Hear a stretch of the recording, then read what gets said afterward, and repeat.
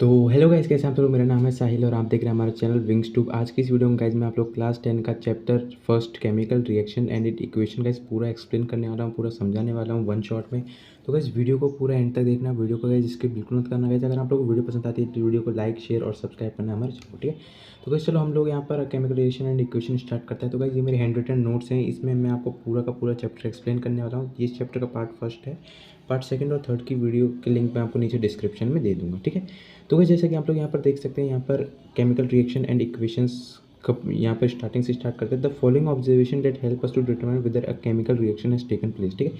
तो गाइस सबसे पहले हम केमिकल रिएक्शंस के बारे में पढ़ेंगे, उसके बाद में हम इक्वेशंस के बारे में पढ़ेंगे, ठीक है। तो अगर गाइस आप लोगों को पता करना है कि किसी भी ऑब्जर्वेशन में अगर हमको पता करना है कि वहाँ पर केमिकल रिएक्शन हुआ है या नहीं हुआ है, तो वो आप लोग कैसे पता कर सकते हैं। तो गाइस वो आप लोग इन चारों पॉइंट से पता कर सकते हैं कि वहाँ पर केमिकल रिएक्शन हुआ है कि नहीं हुआ है, ठीक है। तो अगर गाइस किसी भी ऑब्जर्वेशन में अगर उसकी स्टेट चेंज हो जाती है ना, तो यानी वहाँ पर केमिकल रिएक्शन हुआ है। जैसे कि गाइस मान लीजिए वो सॉलिड से लिक्विड में बदल गया, लिक्विड से गैस में बदल गया, गैस से सॉलिड में बदल गया, तो अगर उसकी स्टेट में चेंज होगा तो वहाँ पर केमिकल रिएक्शन होगा, ठीक है। दूसरा, चेंज इन कलर, अगर गाइस उधर उसके कलर में चेंज होता है तो भी गाइस यहाँ पर केमिकल रिएक्शन टेक प्लेस होगा, तो यानी वहाँ पर भी केमिकल रिएक्शन होगा। और गाइस तीसरा पॉइंट है कि अगर वहाँ पर गैस का इवोल्यूशन होगा, यानी अगर गाइस वहाँ से गैस निकलेगी तो यानी वहाँ पर भी केमिकल रिएक्शन ने टेक प्लेस हुआ है, ठीक है। तो गाइस ये तीनों पॉइंट से आप लोग बता सकते हैं कि केमिकल रिएक्शन हुआ है या नहीं हुआ है। और उसके बाद में चौथा पॉइंट है चेंज इन टेम्परेचर। अगर गाइस वहाँ पर टेम्परेचर में चेंज होता है तो भी हम लोग कह सकते हैं कि वहाँ पर केमिकल रिएक्शन हुआ है। तो गाइस उसके बाद में हमारा अगला है chemical equation of magnesium oxide, ठीक है। तो गाइस जब मैग्नीशियम ऑक्साइड क्या होता है मैं आप लोग बता देता हूँ। तो जब भी गाइस आप लोग एनवायरनमेंट में जब मैग्नीशियम को ऑक्सीजन के साथ रिएक्ट होता है, जैसे गाइस अगर आप लोग एनवायरनमेंट में मैग्नीशियम को रख देते हैं और जब गाइस वो मैग्नीशियम ऑक्सीजन के साथ रिएक्ट हो जाता है तो वहाँ पर गाइस मैग्नीशियम ऑक्साइड फॉर्म होता है, ठीक है। तो यहाँ पर हमें दिया हुआ है मैग्नीशियम ऑक्साइड का कि जब भी हम मैग्नीशियम प्लस ऑक्सीजन दोनों जब रिएक्ट करते हैं तो यहाँ पर मैग्नीशियम ऑक्साइड फॉर्म करते हैं, ठीक है गाइस। तो अब यहाँ पर दो चीज़ें हैं, एक तो होता है रिएक्टेंट और दूसरा होता है हमारा प्रोडक्ट्स।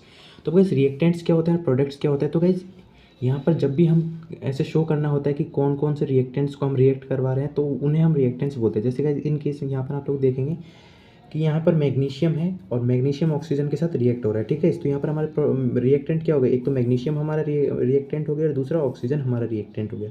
तो ये दोनों तो रिएक्टेंट्स हो गए और उसके बाद में जब ये दोनों मतलब रिएक्ट करेंगे एक दूसरे के साथ तो ये मैग्नीशियम ऑक्साइड फॉर्म करते हैं। और ये जो मैग्नीशियम ऑक्साइड फॉर्म हुआ है इसी को हम बोलते हैं प्रोडक्ट। तो समझ गए गाइस। पर रिएक्टेंट्स क्या होता है और प्रोडक्ट क्या होता है। तो गाइस ये आपको याद रखना है कि रिएक्टेंट्स हम किसे कहते हैं, प्रोडक्ट्स किसे कहते हैं, ठीक है। तो जब जब भी मैग्नीशियम ऑक्साइड के साथ रिएक्ट होगा तो मैग्नीशियम ऑक्साइड फॉर्म करेगा। और इसको अगर आप लोग केमिकल इक्वेशंस में लिखेंगे तो ये ऐसे होगा, ये मैग्नीशियम का जो केमिकल फार्मूला होता है वो होता है Mg और ऑक्सीजन का जो केमिकल फार्मूला होता है वो होता है गाइस O2। ये तो गाइस हम लोग को पता ही होगा ऑक्सीजन का तो O2।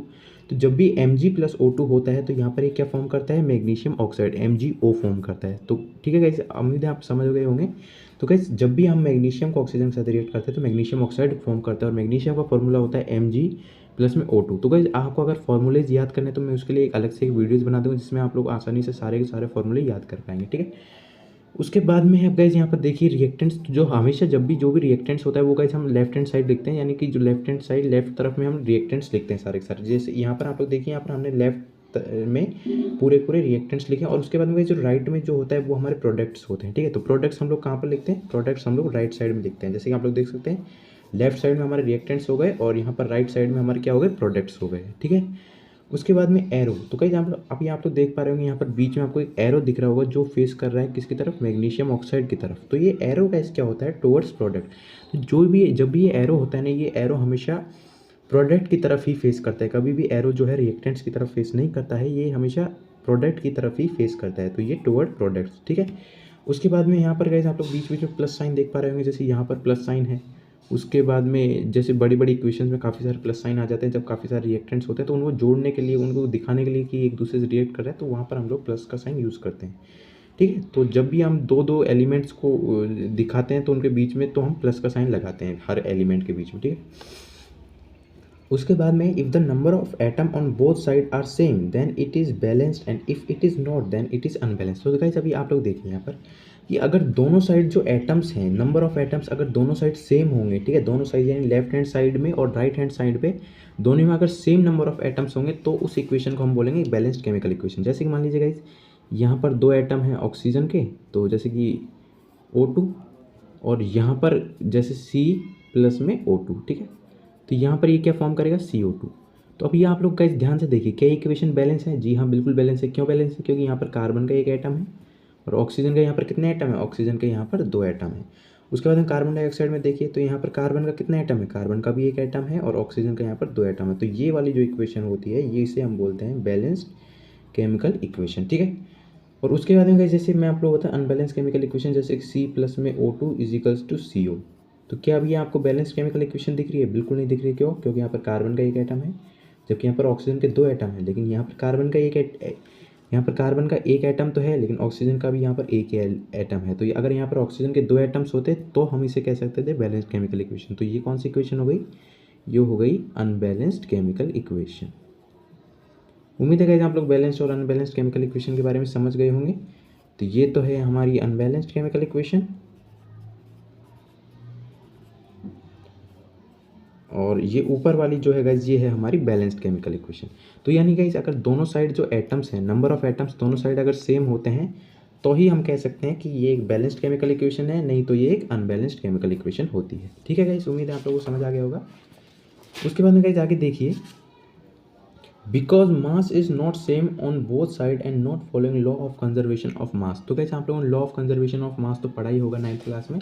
Law of conservation of मास के हिसाब से मास हमेशा सेम होता है। तो जैसे कि अगर मान लीजिए यहाँ पर जैसे देखिए, यहाँ पर कार्बन का अगर जैसे ऑक्सीजन का यहाँ पर अगर 2 एटम्स होते हैं और दूसरी तरफ अगर ऑक्सीजन का एक ही एटम होता तो क्या यहाँ पर मास सेम है? बिल्कुल सेम नहीं है। क्योंकि मान लीजिए ऑक्सीजन का मान, अगर ऑक्सीजन का मास मान लीजिए कुछ भी हो, जैसे हम मान लेते हैं कि 1 ग्राम है ऑक्सीजन मास, ठीक है। तो यहाँ पर एक कितना ऑक्सीजन 2 है, तो यहाँ पर कितना हो गया ऑक्सीजन का मास? 1 + 1, यहाँ पर टोटल 2 ग्राम हो गया ऑक्सीजन मास। जबकि दूसरी तरफ तो एक ही ऑक्सीजन है तो यहाँ पर तो 1 ही ग्राम होगा। तो यानी कि LHS और RHS में सेम नहीं है मास। तो ये law of conservation of mass को फॉलो नहीं कर रहा है, इसीलिए ये एक बैलेंस्ड केमिकल इक्वेशन नहीं है। ठीक है गाइस, तो हमें law of conservation of mass को फॉलो करना है। ठीक है, law of conservation of mass. तो guys law of conservation of mass तो आप लोग पढ़ ही चुके होंगे 9th क्लास में। तो गाइस इसको हमें फॉलो करना है जब भी हम कोई भी इक्वेशन बैलेंस करते हैं। अगर आप लोग इसे फॉलो नहीं करेंगे तो आपकी इक्वेशन गलत होगी। ठीक है, आगे देखते हैं। उसके बाद में हमें यहाँ पर बता रहे हैं unbalanced chemical equation is also called skeletal chemical equation of the reaction. ठीक है, तो अभी गाइस मैंने आप लोगों को अनबैलेंस्ड केमिकल इक्वेशन समझाया। तो जो अनबैलेंस्ड केमिकल इक्वेशन होती है उसका दूसरा नाम हम स्केलेटल केमिकल इक्वेशन भी बोलते हैं। ठीक है, स्केलेटल केमिकल इक्वेशन क्यों बोलते हैं? क्योंकि वहाँ पर दोनों साइड जो है एटम सेम नहीं होते। जैसे यहाँ पर 2 एटम है और जबकि यहाँ पर एक ही एटम है ऑक्सीजन का, तो ये एक स्केलेटल केमिकल इक्वेशन होगी। ठीक है, तो ऐसी इक्वेशंस को हम क्या बोलते हैं? Skeletal chemical equation. ठीक है, तो अनबैलेंस्ड केमिकल इक्वेशन का दूसरा नाम क्या हो गया? Skeletal chemical equation. इसको भी आपको याद रखना है। चलिए आगे बढ़ते हैं। उसके बाद में गाइस हमारे यहाँ पर नेक्स्ट है लॉ ऑफ कंजर्वेशन ऑफ मास के बारे में। तो यहाँ पर एक डेफिनेशन होती है proper law of conservation of मास की, जो आपको हमेशा याद रखनी है। और वो गाइस डेफिनेशन क्या है? मास can neither be created nor be destroyed in a chemical reaction. तो जो भी केमिकल रिएक्शन होती है ना, उसमें गाइस ना तो मास कभी भी क्रिएट किया जा सकता है और ना ही उस मास को कभी भी डिस्ट्रॉय किया जा सकता है। यानी कि इसका सीधा सीधा कहने का मतलब ये है कि अगर यहाँ पर 2 ऑक्सीजन के एटम हैं तो यहाँ पर भी 2 ही ऑक्सीजन के एटम होने चाहिए। हम ऐसा नहीं है कि यहाँ पर 2 ऑक्सीजन के एटम है, यहाँ पर एक ऑक्सीजन के एटम खत्म कर दिया यानी डिस्ट्रॉय कर दिया, ऐसा नहीं हो सकता है। तो हमेशा जो ऑक्सीजन का एटम है या फिर कोई भी एटम है, हमेशा दोनों side number of atoms same ही होने चाहिए, तभी भी हम कह सकते हैं कि ये law of conservation of mass को फॉलो कर रहा है। ठीक है गाइस, उसके बाद में हमारे आता है so the total mass of the element present in the product of a chemical reaction has to be equal to the total mass of the element present in the reactants, that is called balanced chemical equation. ठीक है, तो अभी guys हम लोग बताते हैं कि balanced chemical equation क्या होता है थोड़ी और डिटेल फॉर्म में।